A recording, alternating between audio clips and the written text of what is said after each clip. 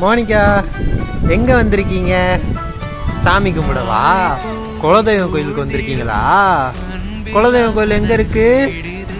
இங்கயா? சாமி கும்பிட்டியா? கும்பிடலாமா? போய் கும்பிட்டு சாமி கும்பிட்டு என்ன பண்ணுவ? நடக்கணும்னு வேண்டிப்பியா? சரி சரி.